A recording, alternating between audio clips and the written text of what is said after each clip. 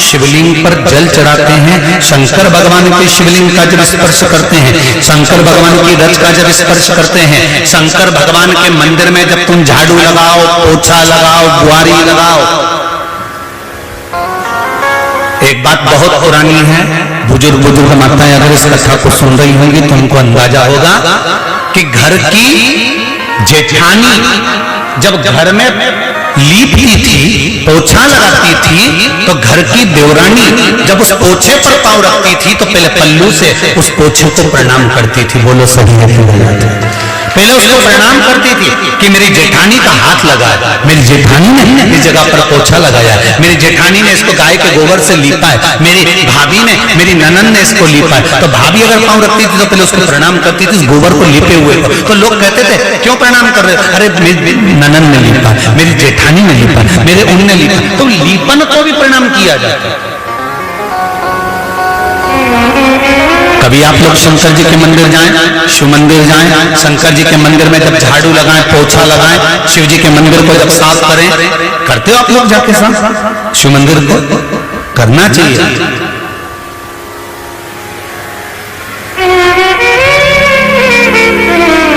कई लोग जब हमारे पास में पत्र लिखते हैं ना तो बड़ा दुख होता है ये सुनकर कि कई लोग पत्र लिखकर कहते हैं कि महाराज जी ने तो ऐसा मंदिरों में भीड़ करवा दी है शंकर जी के मंदिर में कि लोग बेलपत्री पटक के चले जाते हैं, फूल पटक कर चले जाते हैं और इतना कचरा करके चले जाते हैं। पर मेरा विश्वास कहता है सावन के महीने की शिव पुराण में कि ऐसा कोई मंदिर नहीं होगा जिस मंदिर में कचरा होगा, क्योंकि शंकर के भक्त उसको साफ करता है। जो लोग कहते हैं कि मंदिर में कचरा हो गया, उनकी बुद्धि में कचरा भरा हुआ, इसलिए मंदिर में कचरा दिख रहा है। कई लोगों के पत्र आते हैं, हमें सवेरे 5 बजे से मंदिर खोलना पड़ता है, रात को 10 बजे तक भीड़ लग जाती है इतनी। अरे तो पहले अंदाजा लगाओ कि शिव मंदिर में कोई नहीं आता था तो तुमको सोचना था कि शंकर के मंदिर में कोई आता नहीं है। आज तो ब्राह्मण हो चाहे संत हो, नगाड़े बजा बजा कर कहना चाहिए कि मंदिर में भीड़ बढ़ गई, प्रसन्नता होना चाहिए। जिन जिन ने पत्र लिख कर भेजा वो पत्र में उनके मंदिरों के नाम लिखे, सिग्नेचर करें, वो तो हम आस्था चैनल पर दिखा नहीं रहे। सोचना चाहिए कि मंदिरों में सनातन धर्म का आदमी दूसरे धर्म में जाए तो तुम्हें अच्छा लग रहा है, सनातन धर्म का आदमी दूसरे धर्म में घुस रहा है तो तुम्हें अच्छी लग रहा है, खुशी हो रही है। और आज सनातन धर्म का बच्चा शंकर मंदिर में जाकर 1 लोटा चला रहा है। भले नहीं है किसी के पास में रुपया तो क्या रुपया चढ़ाना जरूरी है कि 10 रुपए चढ़ाओ कि 50 रुपए चढ़ाओ? एक ने पत्र में लिखा है कि पंडित जी को बोलो सियोर वालों को कि जितने लोग दर्शन करने आए उनसे कहो कि यहाँ पर 10 रुपए चढ़ा कर जाओ। काहे को बोले सियोर वाला महाराज?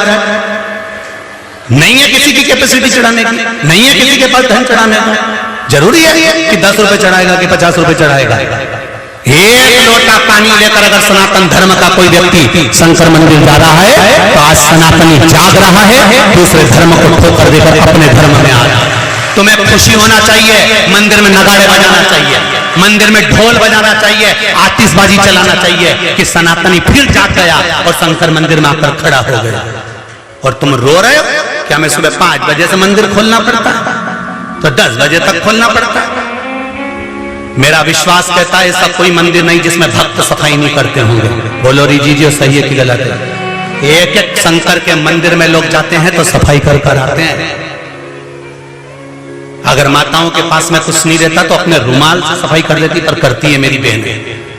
बेलपत्री जितनी पड़ी होती है, पहले बेलपत्री का रोना रोते थे कि कचरा पटक गए, अब तो जो जाता है वो बेलपत्री उठा के लिया था, खा जाता है, छोड़ता ही नहीं है। अरे सुधर जाओ रे, और नहीं सुधरो तो सिधर जाओ रे, थोड़ा तो सुधरो।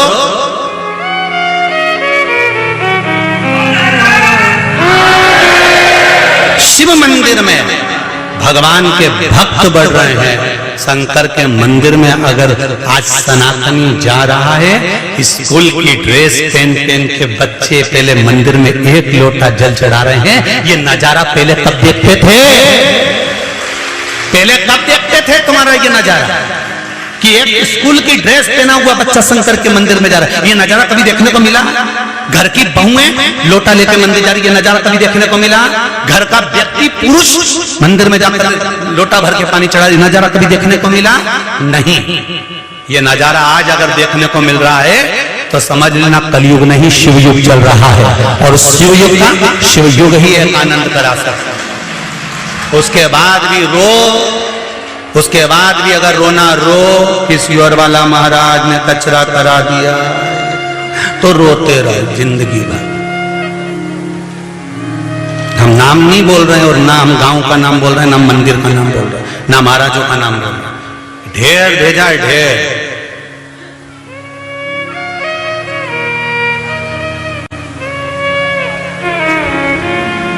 सबरो अगर आज सनातनी नहीं जागा तो जिंदगी भर रोना पड़ेगा।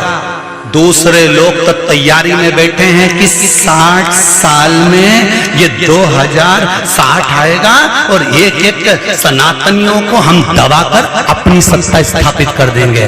पर वो तो मेरे शंकर का गुणगान गाओ जो ये शिव महापुराण की कथा मिल गई, जो वापिस सनातनी जाग गया। गुणगान गाओ शंकर जी का, मेरे महंकाल राजा का, मेरे विश्वनाथ का।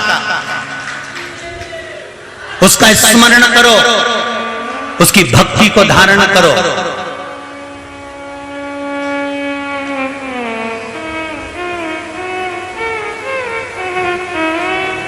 कितना जोड़ने का प्रयास कर रहे हैं, पर फिर भी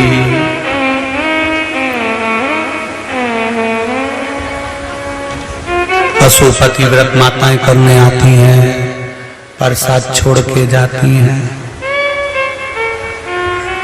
उस प्रसाद को इकट्ठा कर लिया करो, बच्चों में नहीं बटे, बड़ों में नहीं बटे तो गौ माता को दे दिया करो। जो और ऐसा तो नहीं होगा कि 1-1 किलो छोड़ के जाती होगी। इतनी भी धर्मात्मा कहीं की नीड है। लाती भी होगी तो 1-8 कटोरी, 2 कटोरी, 3 कटोरी, इससे ज्यादा कहीं लाए।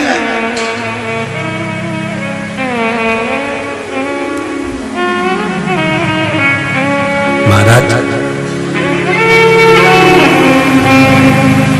इसलिए कह रहे हैं जागो तो एक बार हिंदू जागो तो। थोड़ा जागने का प्रयास करिए, जीवन का आनंद पाओगे महाराज।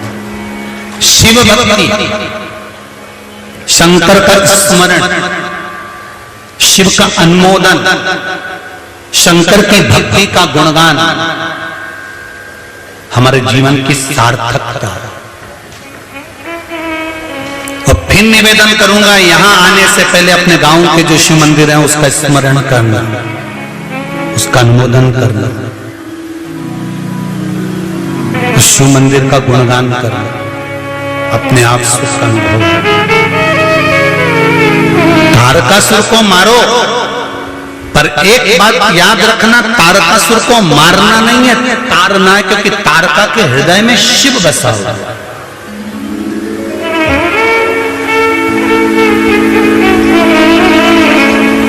तारका के हृदय में शिव बसा हुआ है।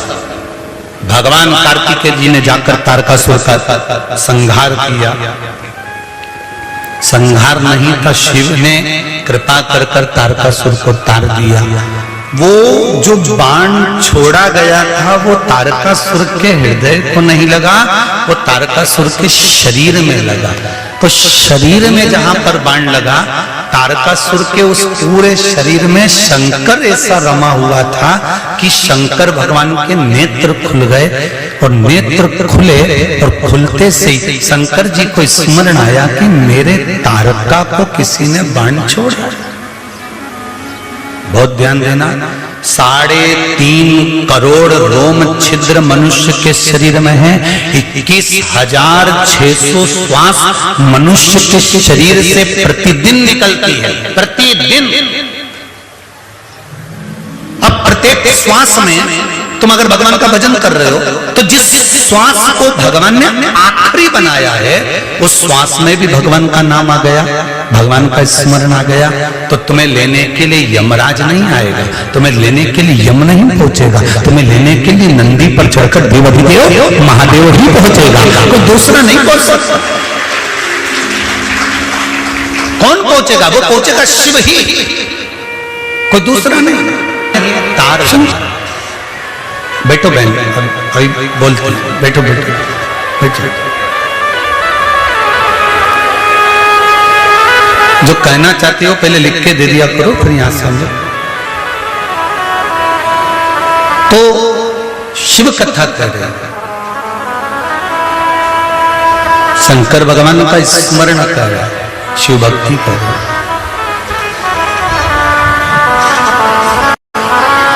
तारकासुर मरा नहीं, उसको तार दिया।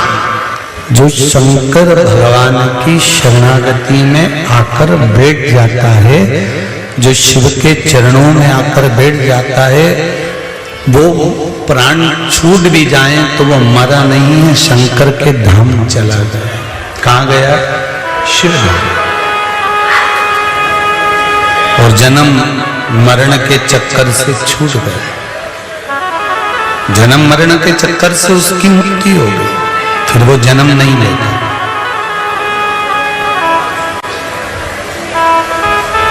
पहले भी कथा में कहा, आज फिर कह रहे हैं, मृत्यु निश्चित है, आएगी, पर भगवान से ये प्रार्थना करना कि भोलेनाथ तेरा भजन करते करते, तेरा स्मरण करते करते, तेरी पूजन करते करते, तेरा नाम जाप करते करते हमारे प्राण छूट जाएं, वो अच्छा।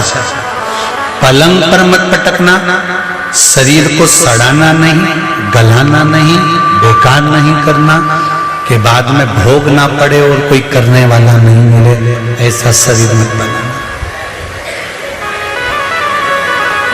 ऐसा शरीर मत बनाना जिसको लोग भी कहें कि ये शरीर बेकार हो गया, अब तो इसको छूट जाना चाहिए।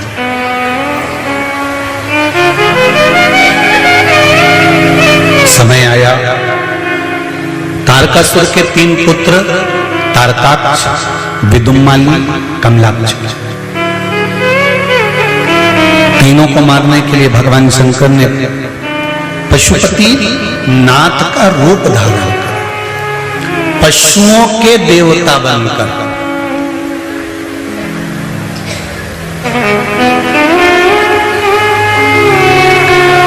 अब एक प्रश्न खड़ा हो जाता है कि गुरुजी, पशुओं के देवता पशुपति नाथ हैं, तो फिर पशुपति नाथ की आराधना तो मनुष्य क्यों करता है? अब आप मानव का इतिहास ढूंढ के लाइए, जब मानव का इतिहास ढूंढोगे तो ये मानव में धीरे धीरे धीरे धीरे जो उत्पत्ति हुई, पहले तो बानर जैसा ही स्वरूप था अपना और हमारा तुम्हारा। हम और आप में भी पशुता भरी हुई थी। आज भी पशु के 2 लक्षण मानव में से समाप्त नहीं हुए, एक काटना, दूसरा नोचना। ये पशु के 2 लक्षण हैं जो मानव में से आज भी समाप्त नहीं हुए, काटना और एक नोचना। इन नाखूनों से नोचा जाता है।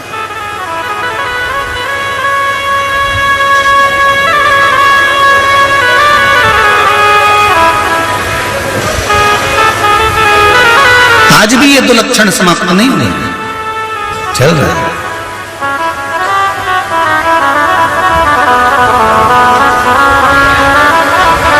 अब लोग कहें कि पशुपति नाथ तो पशुओं के देवता हैं, फिर मनुष्य का क्या वर्णन? शिव महापुराण की कथा कहती है ये मानव तो बाद में निर्मित हुआ, पहले तो पशुता के भाव से ही पशुता के ही रूप में निर्मित था। वो तो धीरे धीरे धीरे धीरे धीरे धीरे मानवता का भाव जागृत होता चला गया। अग्नि प्रकट करी, फिर खाने का तरीका सीखा, फिर रहने का तरीका सीखा। पहले तो वस्त्र भी नहीं पहनते थे, फिर वस्त्र पहनने का तरीका सीखा। कुछ ना कुछ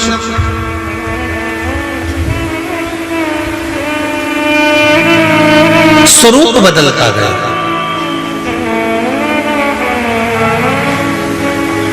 और आज भी आप शंकर भगवान के सामने जाओ ना, शिव जी को नमन करो ना, तो शंकर भगवान से एक बात अच्छे से कह दिया करो कि हम ना तो मंत्र जानते हैं, ना हम तंत्र जानते हैं, ना हम साधना जानते हैं, ना हम व्रत जानते हैं, ना हमें रहना आता, ना खाना आता, ना हमें भजन आता, ना पूजन आता।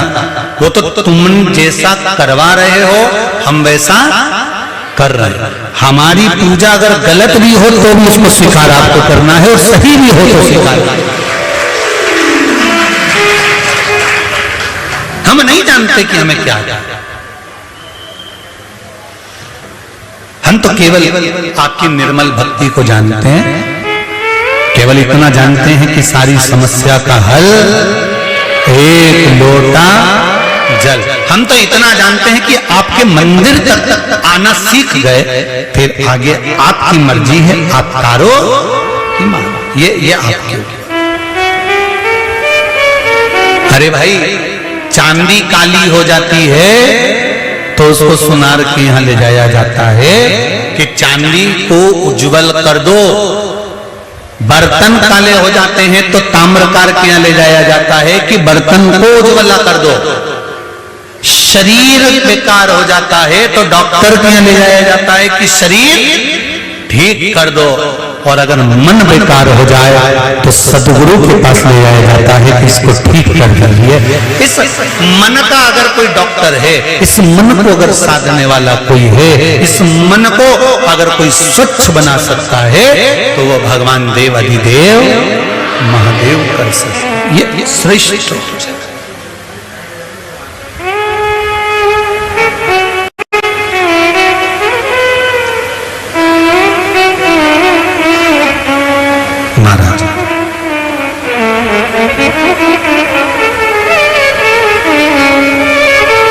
शिव भक्ति कर ले। तारकासुर के तीनों पुत्र तारकाक्ष, विदुमाली, कमलाक्षकी ने वर प्राप्त करा। हम मरे तो तीनों एक साथ मरे। शंकर भगवान पशुपति नाथ बन गए और 33 कोटि देवताओं को पशु बना दिया। पशु बनाकर इनको दौड़ाया, इनके पीछे देवाधिदेव महादेव दौड़ने लगे। शंकर भगवान दौड़ते दौड़ते दौड़ते दौड़ते सारे देवताओं को इन तीनों की पुरियों में पहुंचा दिया। इन तीनों को निकालकर एक जगह पर खड़ा कर दिया। शंकर भगवान ने अपने सींग और खुर के माध्यम से इनको मारना चाहा। जब इनमें से एक नहीं मरा, तारकाक्ष ने पीछे से फरस का प्रहार कर दिया। भगवान का शीश कटकर नेपाल में गिर गया। वहां पशुपतिनाथ के रूप में भगवान विद्यमान हो गए। धड़ केदारनाथ के रूप में विद्यमान हो गया। शिव जी उसी केदारेश्वर में से प्रकट हो गए। हाथ में त्रिशूल लेकर तीनों का संहार कर दिया। तीनों का भगवान पशुपतिनाथ के रूप में विराजमान हो गए। पशुपतिनाथ का जो आप व्रत करती हो सोमवार को, निवेदन है सावन के महीने में अगर सोमवार के व्रत करती हुई आई हो तो आप पशुपति व्रत छोड़ देना, बाद में करना। अगर श्रावण के व्रत आप नहीं करती हो, चतुर्मास नहीं करती हो, तो फिर आप पशुपति व्रत कर सकते हो, सावन के उठा सकते, मना। अगर सोमवार के व्रत सावन के नहीं करते हो तो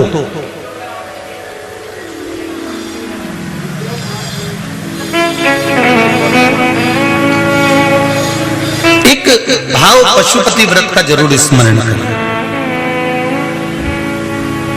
जो भी प्रसाद का निर्माण करें, आपने खीर बनाई, आपने हलवा बनाया, सीरा बनाया, आपने पेड़ा बनाया, या कोई मूंगफली का दाना सेक कर गुड़ मिला के पट्टी बनाया, चक्की बनाया, जो भी बनाया आपने, आटा सेक कर पंजेरी बना ली हो, मीठा फूली बना ली हो, कुछ भी आपने जो बनाया है भगवान के लिए, एक स्मरण रहे कि कढ़ैया में उतना ही बनाया जाए जितना आपको 3 हिस्से करना है।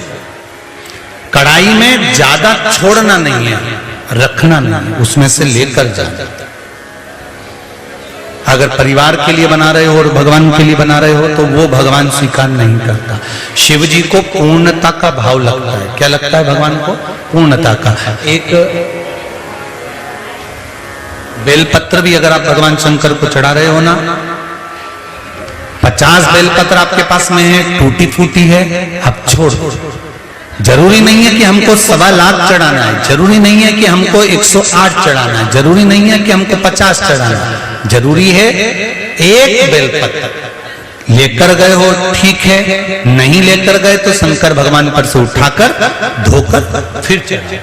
पर अभी बारिश चालू हो गई है, आप सबसे एक निवेदन है, अगर बेलपत्र चढ़ाने का हमको शौक है तो एक बेलपत्र का वृक्ष लगाने का भी शौक उत्पन्न करो और उस बेलपत्र के वृक्ष को बढ़ाओ।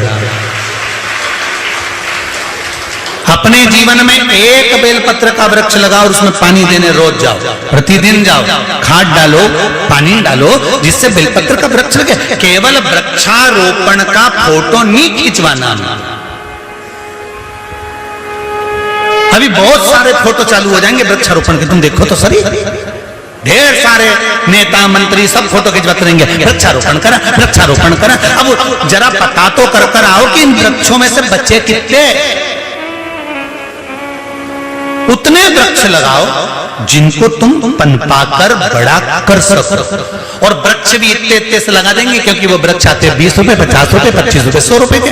अब बड़ा वृक्ष लाओ तो महंगा है, तो बड़ा वृक्ष कौन ने कहा कि तुम बाजार में लेने जाओ? छोटे से वृक्ष को अपने घर में लेकर आओ, गमले में लगाओ, बड़े गमले में लगाओ। जब वो 1 साल का हो जाए, जैसे अपने घर में बेटी को बड़ा करते हैं फिर उसका ब्याह करते हैं, ऐसा मन में एक सोच बनाओ कि हम बेलपत्री का पौधा नहीं ला रहे, हम पार्वती जी को घर में ला रहे हैं छोटी सी। उस पार्वती को साल भर बड़ा करूंगी, बड़ा कर फिर उसका ब्याह करूंगी, शंकर जी के मंदिर में लेके जाऊंगी, शंकर जी के मंदिर में सामने रखूंगी, मंदिर में रखने के बाद शंकर जी पे एक लोटा पानी चढ़ाऊंगी, उस पानी को लाकर शंकर जी पे से 7 बार घुमाकर पार्वती के रूप में बेलपत्री के पेड़ में चढ़ाऊंगी। चढ़ाने के बाद शंकर जी से कह दूंगी पार्वती को ब्याह तेरा साथ कर दिया है। इस पौधे को मैं बगीचे में जाकर लगाऊंगी। जब वो 1 साल का बड़ा पौधा लगेगा तो फिर जल्दी से मरेगा नहीं, वो बढ़ता ही चले जाएगा। तुम इतना सा लगाओ। अभी हमारे ये कुबेरेश्वर धाम के बाहर ढेर सारे पौधे बिक रहे होंगे, हमने चेक नहीं करे। हम अगर क्योंकि बाहर जाते हैं, अगर दुकान वालों से कुछ कहेंगे तो मीडिया वाले पहले खड़े हो जाएंगे आके कि महाराज ने ऐसा बोल दिया दुकान वालों से, इसलिए हम जाते भी नहीं कहने के लिए, कौन जाए। तो हम यही कंकर संकर में मस्त रहते हैं। हम दुकान वालों से भी एक निवेदन करना चाहेंगे, अगर हमारी आवाज पहुंच रही हो तो, कि लोगों को बेवकूफ बनाना छोड़ दो। पेड़ों की डालियां तोड़ के लाते हैं, डब्बे में खोस के दे देते और कह देते दिया कुबेरेश्वर धाम में, और यहाँ लगाओ तो वो डाली कोई लगती है क्या? जी बोलो तो सही ईमानदारी से है। तो हमारा निवेदन है किसी के साथ छल मत करो, किसी के साथ कहते हैं तो लोगों को काली मिर्ची लग जाती है, बस इतनी सी तो दिक्कत। इसलिए निवेदन है कि अगर वृक्षारोपण करना है छोटा सा वृक्ष लाओ, और दुकान वाले से कह के आना देख रहे डंडी वंडी मत दे दीजो रे छोरा। अपन भी जब छोरी का ब्याह करे, छोरा का ब्याह करे, सब देख के तो आए मुंडा मुंडा कैसी लगे हो, ऐसे ही हो जाए। तो अपन पौधा लाओ, छोटा सा लाओ, पहले उसको बड़ा करो, बड़ा कर फिर वृक्षारोपण करो, जिससे वो वृक्ष लगे तो अपने को लगे कि मैंने इतना बड़ा वृक्ष कर लगाया है, बगीचे में लगाया है, अब मरेगा नहीं। मैंने कह के आई हूँ कि पानी डालते रहेंगे, भले 15-20 दिन में जाके पानी डाल दूंगी, पर उसको मैं बड़ा कर दूंगी। वृक्षारोपण करो, बेलपत्री का पौधा लगाओ, शमी के पत्र लगाओ, जिससे ये बेलपत्री हम रहें चाहे ना रहे, शंकर भगवान को उस डाली में से बेलपत्र टूटकर चढ़ती रहे। यही भावना कार्य को अगर श्रेष्ठता से करते हैं, हम अपने कार्य को दिल लगाकर, मन लगाकर अच्छे से करते हैं, तो ये निश्चित है कि कर्म करते करते जब हमारे प्राण जाते हैं तो परमात्मा भी वापिस जन्म नहीं देता और अपने में ही समा होता है। अब एक बात को अच्छे से समझना आप जरा, कर्म करते करते कैसे, जैसे एक नाव खेने वाला, उस नाव में बहुत सारे यात्री बैठे हैं और बहुत सारे यात्रियों को लेकर नाव वाला नाव लेकर चला, बीच में नाव डोलने लगी, हवा चलने लगी, समुद्र उछाले लेने लगा, नदी उछलने लगी और नाव वाला नाव लेकर जा रहा था। नाव वाले को मालूम पड़ा कि नाव डूबने वाली है। नाव चलाने वाला उस नाव में से कूद गया।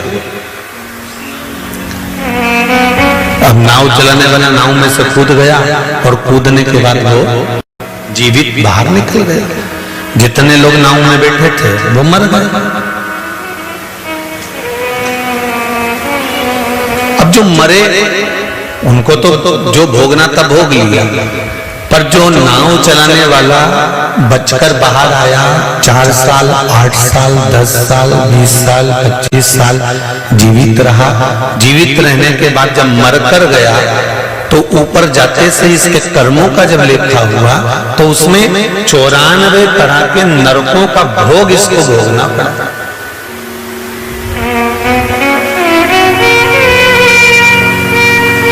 नाव वाले नाविक ने कहा, नाव चलाने वाले ने कहा, सबको 10 नरक, किसी को 15 नरक, किसी को 5 नरक, किसी को 2 नरक और मुझे 94 तरह का नरक क्यों? तब धर्मराज ने कहा, तेरा कर्म था नाव चलाना, पार उतारना। तू तैरना जानता था, किसी एक को भी बचा लेता। कर्म करते करते बचाते बचाते अगर तेरे प्राण भी छूट जाते तो तुझे वापस जन्म नहीं होता, तेरी मृत्यु हो जाती। पर कर्म को छोड़कर अगर तुम दूसरा कर्म कर रहे हो तो उसका तो भोग तुम्हें भोगना पड़ेगा।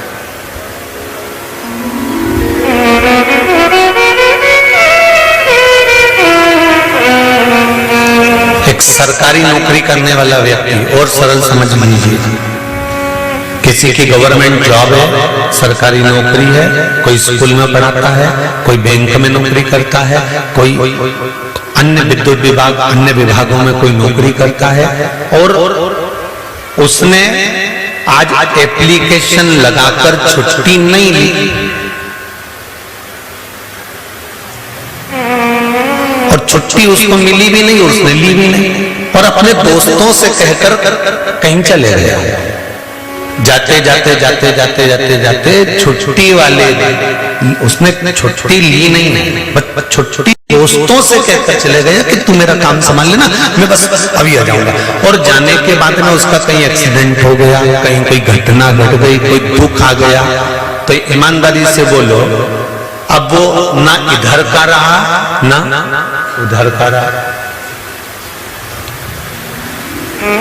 एक छोटी सी एप्लीकेशन लगाकर एक छोटी सी छुट्टी लेकर चले जाता और शासन प्रशासन की निगाह में रहता कि इसने छुट्टी ली है, हमने दी है, तो फिर प्रशासन उसको संभाल लेगा। पर इसने छुट्टी ली ही नहीं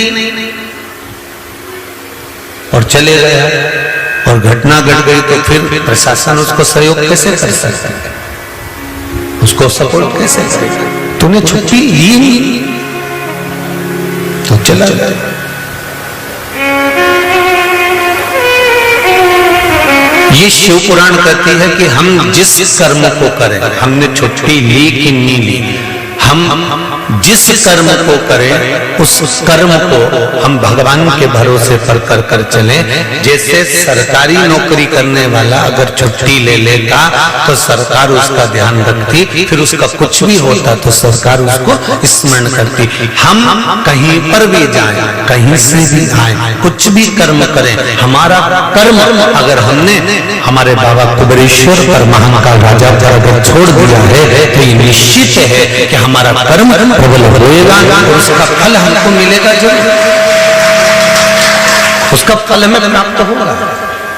मत बुरे कर्म कर बंदे वरना पछताएगा, भगवान की आँखों से तू बच नहीं पाएगा, तू बच नहीं पाएगा। अरे ओ अज्ञानी मत करना, तेरे कर्म का फल भी तू ही पाएगा, जैसा किया तूने तेरे आगे आएगा। मत बुरे कर्म कर बंदे, मत बुरे कर्म कर बंदे बच पाएगा। आंखों से तू बच नहीं पाएगा, तू बच नहीं पाएगा। हम जो कर्म करें, माता पार्वती जी ने स्कंद देव को कहा कि कर्म प्रधान, कर्म करो, कर्म करना पड़ेगा, पढ़ाई करना पड़ेगी, नौकरी के लिए एप्लीकेशन देना पड़ेगी, नौकरी के लिए तैयारी करना पड़ेगी, और तैयारी करो, खूब करो, पर भरोसा किसका रखना? जम के बोलो जरा, देव अधिदेव महादेव, भोलेनाथ दया करना, मेरे भरोसे हूँ, मेरे बाबा दया करना, मेरे भरोसे हूँ। जो कुछ कर्म करना है करो, तुम्हें जैसा कर्म करना है करो, पर शिव के भरोसे करो। परीक्षा देने जाओ, पढ़ाई पूरी करो, नौकरी देने के लिए इंटरव्यू देने जाओ, पढ़ाई पूरी करो, किसी कंपटीशन एग्जाम में बैठ रहे हो, पढ़ाई पूरी करो, और साथ में विश्वास, भरोसा देवाधिदेव महादेव का रखो, भरोसा उसका रखना पड़ेगा।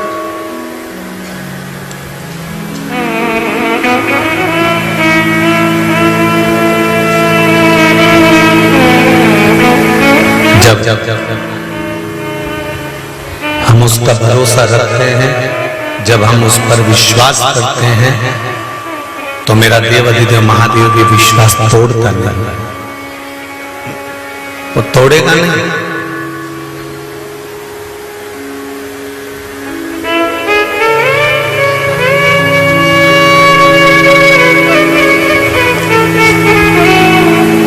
शिव पुराण कर रहे हैं,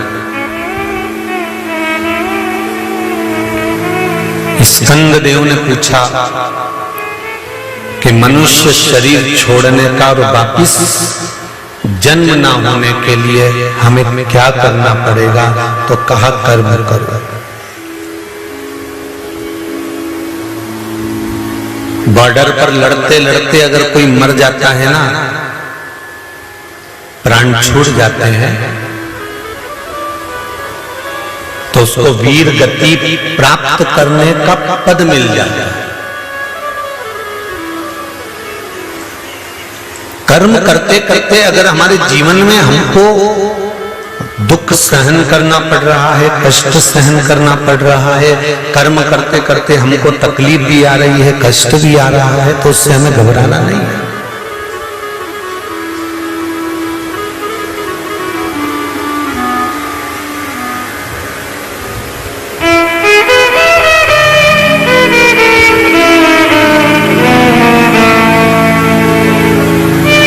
दुनिया में सबसे ज्यादा जहरीला है मनुष्य। सांप तो दिखता है तो अपन कह देते हैं ये काट खाएगा, बोलो सही है कि गलत है? सांप देखकर कह सकते हो कि इसमें विष भरा है, ये काट खाएगा। बिच्छू को देखकर कह दोगे कि ये विषैला है, ये काट खाएगा। गोयरा को देखकर कह दोगे ये विषैला है, ये काट खाएगा। मगर को देखकर कह दोगे ये काट खाएगा। चुपकली को देखकर कह दोगे कि ये काट लेगी। अगर कोई जीव जानवर को देखकर कह दोगे कि ये जहरीला है, पर इन सब जहरीलों से भी बड़ा जहरीला है मनुष्य। ये नजर ही नहीं आता कि कब काट कर चलेगा।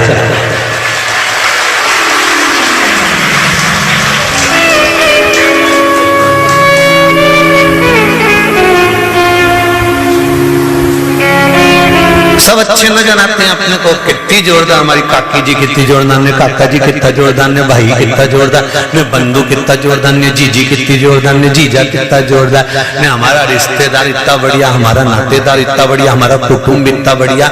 और जब छोरा छोरी का संबंध करने की बारी आती है और कोई संबंधी रिश्तेदार तुम्हारे रिश्तेदारों से पूछते हैं क्यों साहब भेरूलाल की छोरी कैसी है, और इतने में रिश्तेदारों ने उनके बारे में जो बताना चालू करा, तब समझ में आता है कि सांप से ज्यादा जहरीला तो मनुष्य है।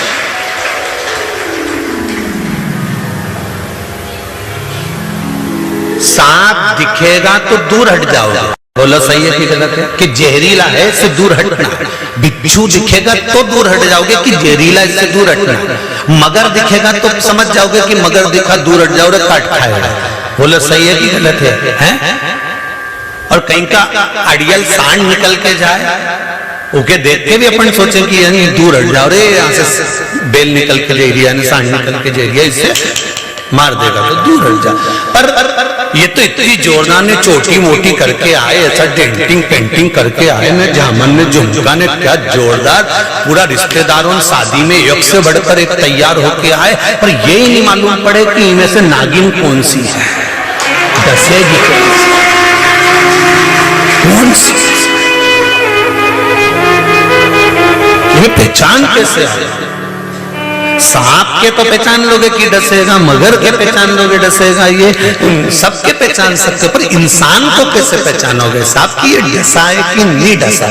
आते हैं तो बहुत अच्छे से आते हैं, और सांप कैसे हो, काका जी कैसे, बुआ जी कैसे, मामा जी कैसे, चाचा जी कैसे, सब रिश्तेदार ऐसे आए, इतना अच्छा मिलके जाए, इतना अच्छा, पर वो बाद में मालूम पड़े कि तुम्हारा मामा का छोरा। स्वयं भागवत जी में लिखा है, सियोर वाला महाराज नहीं कह रिया है, मत सोचना ना सियोर वाला महाराज ने की ये बात, हमारा तो नाम ही मत लेना कहीं पे भी कि हमने की।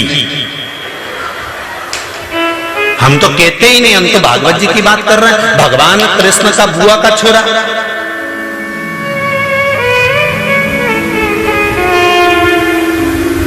कौन जी का सिर कटा था, शिशुपाल, बुआ का छोरा।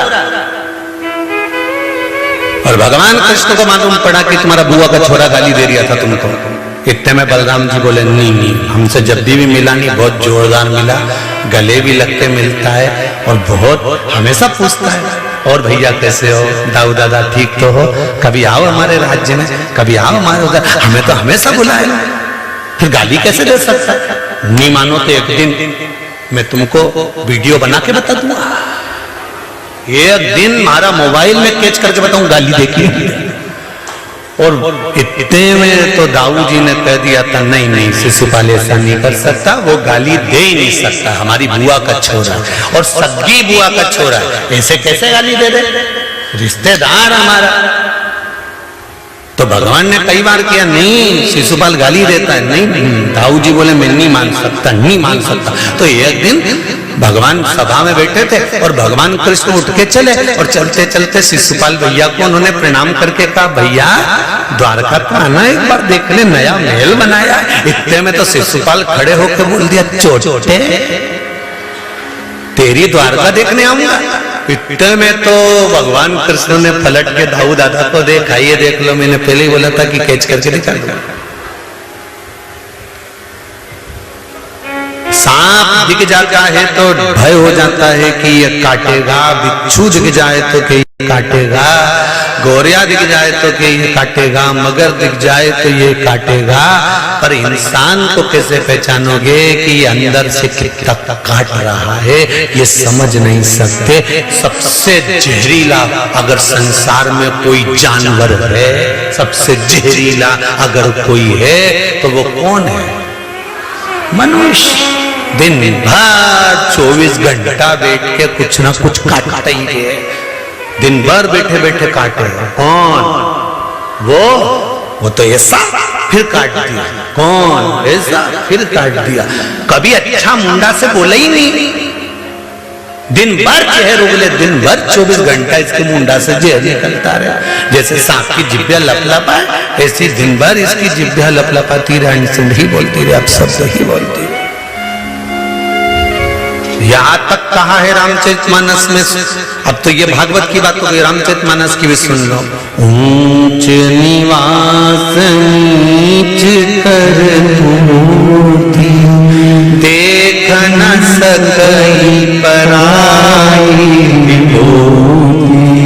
अब वो भागवत की बात थी, ये रामचरितमानस की बात कर रही है। ऊंचे ऊंचे औहदे पर बैठकर, ऊंचे ऊंचे पद पर बैठकर, ऊंची ऊंची गादी पर बैठकर, ऊंचे ऊंचे सिंहासन पर बैठकर बहुत मान प्रतिष्ठा पद इज्जत सब कुछ मिल गई, उसके बाद भी निंदा करने से पीछे नहीं हटते, उसके बाद भी चुगली करने से पीछे नहीं हटते, उसके बाद भी अपशब्द कहने से पीछे नहीं हटते। तो विचार करो, रामचरितमानस में तुलसीदास जी ने लिख दिया था कि ऊंच निवास नीच करतूती, देख न सकई पराई विभूति।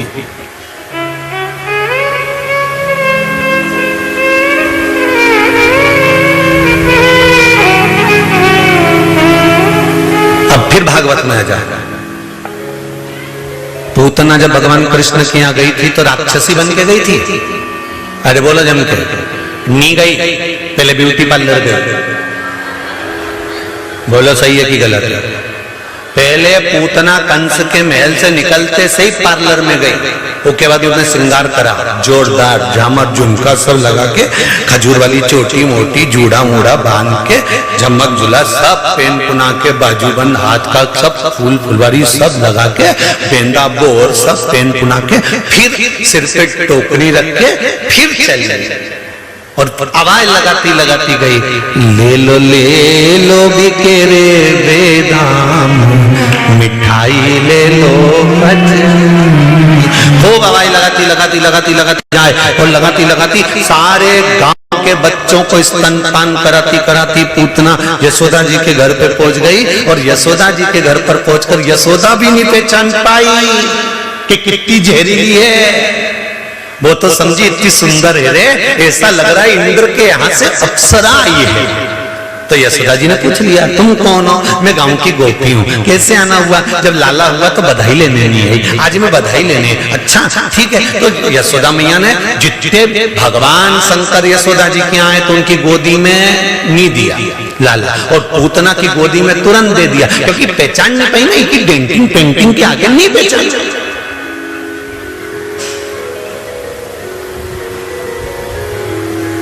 अब दुल्हन के स्टेज पे कौन पहचान? वो तो भाई जब घरे आए और घर आके जब कि तू तो काली रे जित देखूं जो, जब वो फिर अपना रोल दिखाए तब समझ में आए। नहीं तो मोहल्ला का लोग तो कहता था स्टेज पे तो अच्छी लगी रही थी, जोरदार। अरे दूल्हे से तो लाख गुना अच्छी दिख रही थी और सीधी भी थी एकदम बढ़िया। बापड़ी ने मुंडा भी ऊंचा नहीं करा, सिर पे पल्लू डाली ने जैसी की जैसी बैठी एकदम, कहीं मुंडा ही ऊपर नहीं करे। पर समझ में नहीं आया, ऐसा कर ही नहीं सके। हमारे तो विश्वास ही नहीं कि ऐसा कर जाए, हमारे तो विश्वास ही नहीं कि मामा का छोरा ऐसा कर जाए। दाऊद जी बोले मेरे मामा को बुआ का लड़का ऐसा कर नहीं सकता, कर ही नहीं सके। भगवान राम की कथा कह रही है कि पहचानना मुश्किल है कि कितना जहर भरा है। जरा देखो, घर में रह रही थी कौन? जिसने 14 वर्ष के लिए वन भेजा।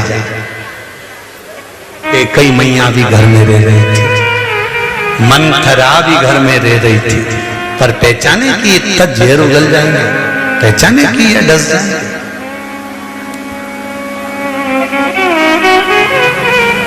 बावारी दुनिया मतलब की दुनिया में किसी का कोई नहीं, संसार में कोई किसी का नहीं है।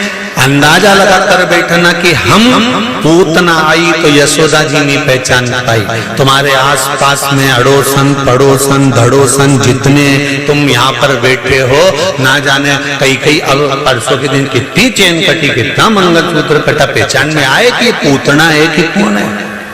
कौन पहचाने?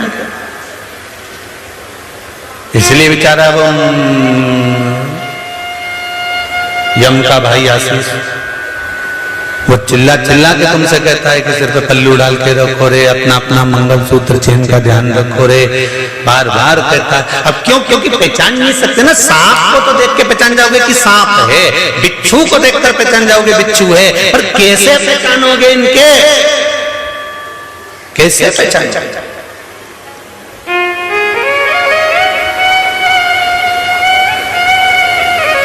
हमारे साथ रहकर चोट कर जाए इसमें तो लोग, तो फिर कैसे पहचान जाए? कहा मां पार्वती ने स्कंद देव को कहा, स्कंद कार्तिकेय, कर्म करते करते जब मनुष्य अपने प्राणों को त्यागता है तो वो शिव धाम को चला जाता है। मनुष्य का जो शरीर भगवान ने बनाया है वो कर्म करने के लिए बनाया है कि कर्म करना, परिवार को पालना, रिश्तेदारों को पालना, नाते कुटुंब कबीले सबके साथ रहना। अपने परिवार में यह अभिमान मत लाना कि तुम अकेले काम कर रहे हो, ना जाने किसके भाग्य का तुमको मिल रहा है, तुम कर्म करोगे। मृत्यु लोक में आने के बाद में कर्म प्रधान बना लो, और कर्म प्रधान बनाना क्या कि पृथ्वी पर आए हो तो शंकर भगवान का एक स्वरूप जानकर, कंकर को शंकर जानकर, भगवान जानकर कर्म करना। एक लोटा जल भी अगर ले जाकर तुम भगवान शंकर को समर्पित कर रहे हो तो ये भी कर्म है, और इसका फल भी निश्चित है कि प्राप्त होगा ही, मिलेगा।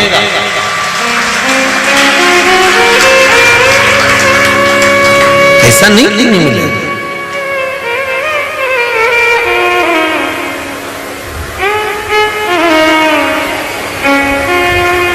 महाराज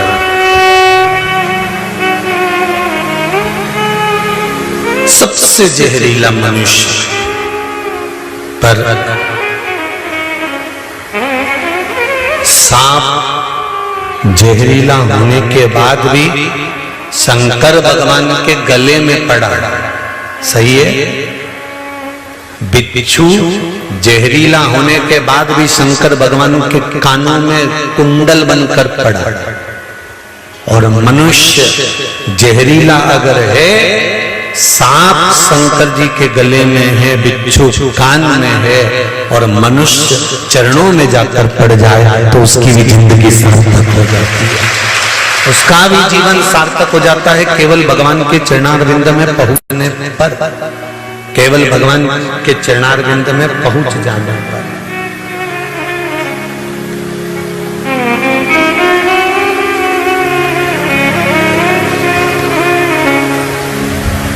हम उसके साथ, हम उसके भरोसे।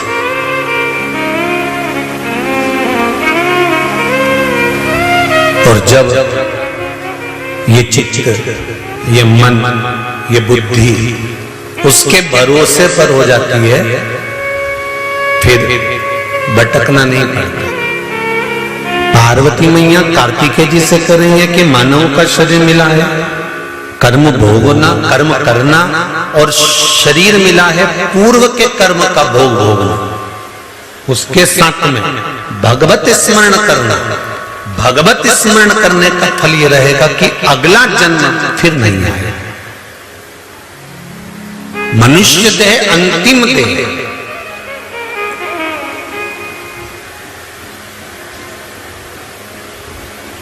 आज एक किसी ने व्हाट्सएप पर मैसेज भेजा है, कोई लखन सिंह जी हैं हरियाणा के साइड के, उन्होंने मैसेज करा है कि हमारे यहाँ टीवी चलती रहती है और आप कहते हो कि तेज आवाज कर दो और सबको सुनाओ। था आज मैसेज आया, टीवी भले चलती रहे और हम सुने ही नहीं तो क्या कर लोगे? टीवी भले चलती रहे हम नहीं सुने तो लखन सिंह जी से हमारा निवेदन है, जो बर्तन ज्यादा काला हो जाता है नी मंजे तो घर के लोग समझदारी करते हैं, उसमें छाछ भर के रख देते हैं। बोलो सही नहीं गलत है? छाछ भर के उस बर्तन में रख दो 2-4 घंटे तक भरी रहेगी ना, उसके बाद उनमें पानी डाल के धो के रख दो, मांजने की जरूरत नहीं पड़े, छाछ से बर्तन साफ हो जाता है। तो लखन सिंह जी, हम भी ये जानते हैं कि बहुत सारे ऐसे काले ठीकरे हैं, बहुत सारे ऐसे ढेर सारे काले बर्तन हैं जो ये इतनी जल्दी साफ होने वाले नहीं है। इन्हें सारा साबुन घिस दो नहीं तो साफ नहीं होगा, क्योंकि रोज चूल्हा पे धर धर के इनकी काकियों ने इनके काला कर दिया। पाप करा करा के पाप का कालापन पूरे ठीकरे पर, पूरे शरीर पर लग गया है, ये इतनी जल्दी साफ नहीं होगा। इसलिए हम कहते हैं कि टीवी की आवाज कम कर, जम करके तेज करके छोड़ दो, क्योंकि इन्हें छाछ क्या है? ये भगवान की कथा। जब शरीर में कहीं से भी ये कथा भरा जाएगी तो बर्तन आज नहीं तो कल साफ होएगा ही शरीर, ये निश्चित है। छाछ भर के तो धरो, अब तुम बर्तन में छाछ रखो ही नहीं हो कि बर्तन साफ हो जाए। नहीं, रोज बीम से मांजने, साबुन से रगड़े, रोज रगड़े, बेचारी का हाथ बेकार हो गया, पर वो ठीकरा साफ नहीं हुआ। ऐसे काले ठीकरों को तो शंकर की कथई छाछ बनकर साफ करती, ये इतनी जल्दी साफ होने वाले नहीं, बहुत कठिन है, बहुत। अब देखो ठीकरा साफ हुआ कि नहीं हुआ। तेज आवाज हुई होगी तो कथा ध्यान में गई होगी, कथा ध्यान में गई होगी तो टीवी पे से नंबर निकाला होगा। अर्जुन से पूछा था पेड़ पे क्या दिख रही है, तो कहा तोते की आंख, बस समझ गए गुरुदेव की अब लक्ष्य पर है। उसी तरह टीवी पे क्या दिख रही है, महाराज का नंबर, मतलब लक्ष्य पर है, ये निश्चित है। इतने में समझ में आ जाए कि ठीकरा साफ होने वाला, मैं कई दिक्कत है, छाछ भर दी, बर्तन साफ, कितना भी काला बर्तन होने, छाछ भर के आधा 1 घंटा 2 घंटा, जब तुम्हारे यहाँ बेकार छाछ हो जाएगी, की काम की नहीं रहे, वैसी छाछ किसी काम की नहीं। शिव महापुराण को जब तक ये पुराण नहीं होती थी, लोग जानते ही नहीं थे, उठा के रख रखी थी, किसी ने नहीं जानते थे कि शिव पुराण में कोई हो। वो तो जब ये छाछ ने अपना रंग दिखाना चालू करा, जब दिखाया, तब लोगों को समझ में आई कि ठीकरा उन साफ कर देगी सारा। और हुआ, कई ठीकरे साफ हो गए, कई ना जाने कितने बर्तन साफ, और अभी भी थोड़े बहुत ठीकरे तो रह गए, वे भी साफ हो जाएंगे, धीरे धीरे होंगे। तुम सोचो कि एकदम हो जाए, कहीं कहीं का चूल्हे पे चढ़ चढ़ के एकदम घना काला पड़ी जाए तो जब उसको साफ करने में थोड़ा समय तो लगे। तो पहले छाछ का काम है, जो अंदर भर के रखी, पहले वो अंदर से साफ करती है, फिर बाहर रखी हुई छाछ को क्या करना पड़ता है, फिर बड़े बर्तन में छाछ को रखो, और ये ठीकरे के अंदर बाहर से साफ करना है, तो इसको भी बड़े बर्तन के अंदर डुबो के धर दो। जब डुबो के धर दोगे तो बाहर से भी साफ हो जाएगी। पहले अंदर से साफ करो, भीतर से साफ होना चाहिए। इसका चित्त, इसका मन, इसकी बुद्धि, इसका केंद्र बिंदु भगवान मानना चाहिए। पहले ये मंदिर जाना चालू कर देनी एक बार, इसके बाद इसको तो कथा में कभी भी डुबो देंगे, डुबोया कि एकदम क्लीन साफ, फिर कहीं नहीं सोचना अपन को कि बर्तन साफ हो गया। तो यहाँ तो शास्त्र कह रहा है कि आप भगवत स्मरण की ओर आगे बढ़ो, भगवान की भक्ति की ओर जब आगे बढ़ोगे तो निर्मलता का सुख अपने आप प्राप्त हो जाएगा, अपने